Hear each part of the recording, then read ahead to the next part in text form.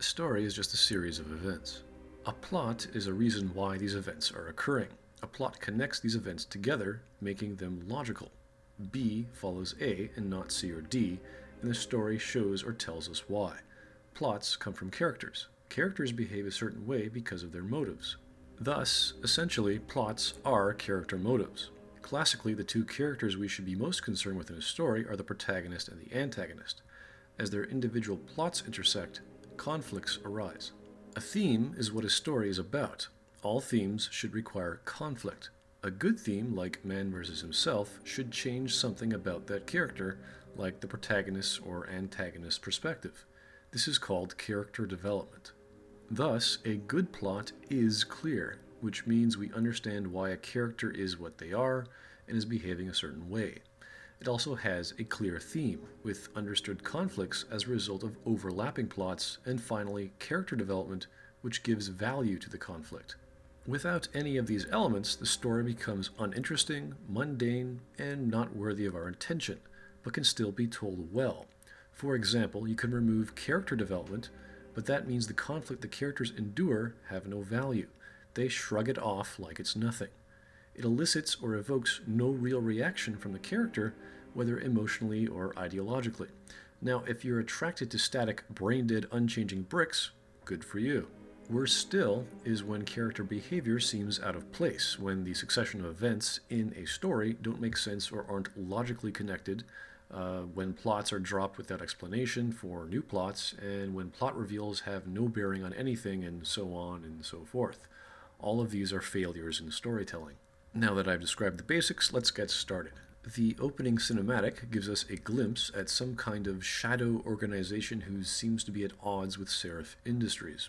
There's a plan almost in place, a referendum that involves delegates, which implies this referendum is to take place in America instead of other countries, a biochip, and an interest in her research, which is a gene sequence that this group needs and whether or not this group has influence over this researcher.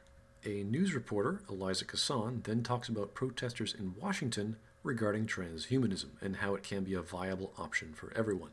It is implied this is all occurring a month later from the previous scene. Enter a nervous Megan and a gruff Adam. Adam's setting up security for Megan's press conference in Washington. Adam calls Megan Meg and comforts her. This is all we really need to determine what kind of close relationship they have. Megan says her discovery is huge, and Seraph calls and wants to go over security details with Adam. Now, unless Seraph constantly asks Adams to meet in person for every conversation, we have no idea if this is the case, and nothing was stopping Seraph from having the conversation at that time. This is all sort of a weak explanation so the narrative can show the viewer a tour of Seraph Industries and put Adam at a particular location for the plot. The player is then free to read an assortment of news and pocket secretary info about science, which is interesting, but not important to the story. Megan starts escorting us to David. We then get a weird conversation about how Megan found it. There's something I should know about this place, about Seraph. What would the head of security need to know of the place he is in charge of? Now, if it's in the context of the question of what Megan found, why would you need to question this place and something about David? Wouldn't you mean the research of that particular discovery? And then why question David? He's a CEO, not a researcher. Either Adam already knows something he's not telling us, and his detective skills are getting ahead of him, or he's being overly protective since he's head of security, or this is just a very poor choice of words. All Adam had to say was, is there something I should know? Not this place and about Seraph. Anyway, this tour shows off Megan as manager or head honcho, and everyone's coming to her for help. Typical company environment, which is showcased rather well. I can't believe you were asking about David. Well, actually, it's just that. Eric! And then she jumps into, You overthink everything, Adam. The work we're doing is good. We're helping people overcome their physical limitations. Adam just asked whether she knew anything about the place, which is dumb, and about David. Sure, it's a bad choice of words, and obviously she's getting defensive about something, and seems like she's trying to tell Adam something. Yeah, except most of our clients seem to be DOD. Department of Defense? Dead on delivery? It's not all military. Oh.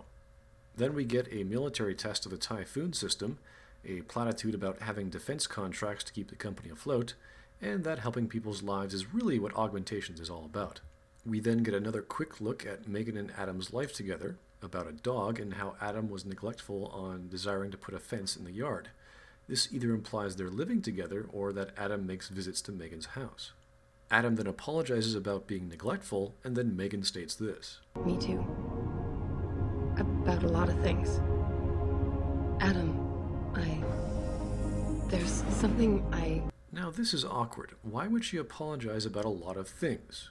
This either implies she's not the greatest girlfriend, she's overly nervous about the conference, or she's just done some things to Adam that she's sorry for. But Adam doesn't respond at all. And we get Pritchard, the tech guy, who talks to Adam about plugging a loophole in the firewall. We also discover Adam is ex-SWAT and might know a thing or two about network security. And we finally get to David, so we can tell him one sentence that could have taken place when he called us. Capitol Police will escort us to the Hill, and then Federal Protection Services takes over. Good. And David's a talker, so off he goes. Not really into the whole science thing, boss. So if Adam's not into science, and Megan is the head researcher of a cutting-edge transhumanism corporation, how the hell did these two stay together, let alone get hooked up? And then we have the real reason Adam had to go see David. Conflict. Use my elevator to get down there. And it sounds like all hell's breaking loose with radio interference inside the company. Pritchard's all scared and, whoa, where did Adam pull out a freaking assault rifle? We then discover a very hands-on approach to corporate espionage, and that Adam can crawl through ducts without using his upper body. Wait, is he augmented yet? After shooting and walking through a destroyed lab environment, we suddenly get jumped by a slow-moving guy who punches Adam, smashes him through a computer screen wall and into a desk. He then picks Adam up by the neck, some green acid splashed on him after Megan tries to help. A gunshot later, we go into super slick cybernetic credits mode. This is a sophisticated and cinematic way of not only showing the credits, but introducing us to Adam's reconstruction as an augment. We see various cutscenes of Adam's body in gold and black 3D X-ray shots, with doctors rebuilding Adam as scenes of sex and lovemaking intermingle between the internal motions Adam's heart makes, amidst a network of lit-up circuitry. Adam flatlines and Seraph looks on, combined with some pretty gory scenes of medical saws cutting into flesh and retractable needles dripping fluid, Adam's face oozing blood, eventually one of Adam without a breathing device screaming on the table. We then get this very memorable sentence from Seraph. He's not good to me like this. We then have sentences from Megan. I love you. I'm sorry. And then more Seraph. His body can take it. And after all this technology and amputation, it's nice to know Adam's going to get a good deal on free monthly SMS buckets and roaming charges.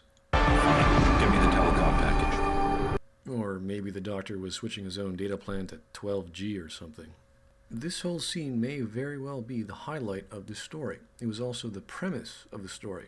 In fact, the entire intro could have been skipped and just started with this cutscene, and I don't think we would have lost that much. But nonetheless, it was a very well done video with fantastic visuals, music, sounds, and themes, and a smart way to throw in the credits.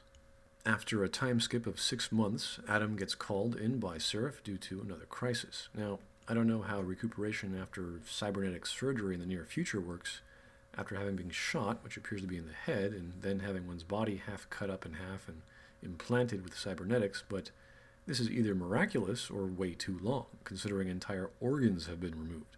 I have no idea. Either that or my previous game playing that had time skips in them have caused me to be highly skeptical of their use. So we're back on the ground floor, and Seraph calls us, and we're to investigate something that happened at another of Seraph's Milwaukee junction factories. Apparently, after being recalled from sick leave, Adam got a new job from head of security to foreign military liaison inspector, or something.